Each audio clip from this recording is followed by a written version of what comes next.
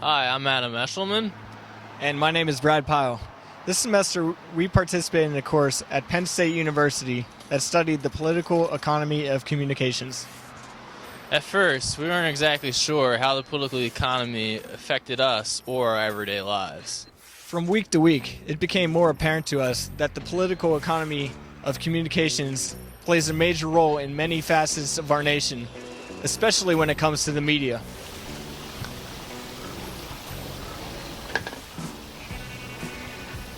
We were given examples of how it relates to such fields as advertising, the film industry, journalism, and how it affects government restrictions. So, what do you think about the political economy of communications?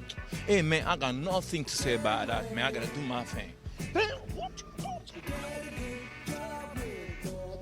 It's like politics. What is the political economy of communications? What is the political economy of communication? I don't think either of these guys know. Neither do I. Go ask Snoop. Why don't you ask my homie Yoda? He's only 2 blocks away. According to Norris, the political economy of communications is the interrelationship between a society's political, economic, and communication systems. It's a tough subject. It's hard to give such a broad subject a specific definition when it is a major player in many different arenas. But when it comes to the media, we can begin to narrow the focus down to as how knowledge, wealth, and power come together to control the media and shape the landscape of our ever-changing communication structure. We decided to hit the streets of LA to see how people feel about the issues we discussed throughout the semester. Being that we're in Hollywood, we chose to focus specifically on how it impacts the entertainment industry. Their commercial for profit and advertising-based models follows the logic of commodity production, in which the goal is to minimize risk and maximize profit. Oligopolistic practices that these studios are utilizing are proving to be detrimental to our media. The result is a homogeneous media culture that limits diversity of information and representation. Do we really want a culture based on imitation and not innovation? Here we are at the downtown AMC in Burbank. By the images behind me, there is no doubt what kind of movies that the studio heads are pushing. So what do you think the main goal of the studios is? Major studios are in the business of making money. It's a business. In the end, it's all about the business on one side and the artistic enjoyment on the other. Product placement is becoming more and more prominent every year. I wonder if the public is noticing it. Like in Sex and the City, the TV show, every time she talked about Manolo Blahnik shoes, I'm like, oh, I have to have them. But whereas before, I never even heard of them, I never wanted them, but now I do. Fashion, I definitely maybe take note of it. No, not at all. Sometimes I don't even notice it. The fact is, he's the sponsor. And you signed a contract guaranteeing him certain concessions, one of them being a spot on the show. Well, that's where I see things just a little differently. Contract or no, I will not bow to any sponsor. Sorry you feel that way, but basically it's the nature of the beast. Maybe I'm wrong on this one, but for me, the beast doesn't include selling out. Garth, you know what I'm talking about, right? It's like people only do things because they get paid. And that's just really sad. I can't talk about it anymore. It's giving me a headache.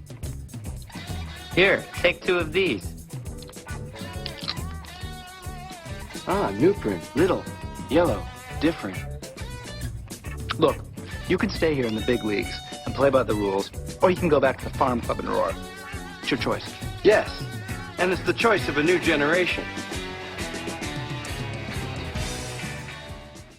It seems as though 3D has completely taken over the movie industry. Is this an artistic expression, or simply another marketing scheme? Okay, 3D is payola in the movies. So I'm bringing my little cousins to see the movie because they really like the idea of seeing something in 3D. If we sell them a whole lot of bullet, well, they just buy it anyway. So what is the deal with the movie industry today? Are there no original ideas? It seems as though our entertainment industry has slipped into a very recombinant nature. The Karate Kid comes to mind. Are they working off of somebody else's success? Recombinant means the elements of past successes are taken and remade into something new and guaranteed to succeed. Gitlin believes this is caused by the organizational goal and business logic of minimizing risk, maximizing profit. There is not creativity in those movies, and there is nothing new. It's a repetition of the same, because they are just giving you the same thing. It is important to remember that our mass media system is profit-driven, and most media rely on an advertising model for profit. As we drove through town, we couldn't help but notice the amount of billboards and advertisements that we saw throughout the day. According to numerous reports, the average American sees over 3,000 advertisements a day. There's nothing subliminal about this. They got to get the public what it wants, what they think the public wants. If the public don't want it, they're going to shove it down their throat anyway. Look at this whiskey ad right next to the Whiskey A Go-Go. They sure know what they're doing. Do you think some of these billboards could be considered what has been labeled creep ad? We project something in the world, accept it, because it's on the screen. Whether it's the big screen or the boob tube now, that's what the whole world opinion comes from, what we send them. Everything is about money. You know, I don't care what it is, if the bottom line is money. They see a production there, okay, so they're going for it.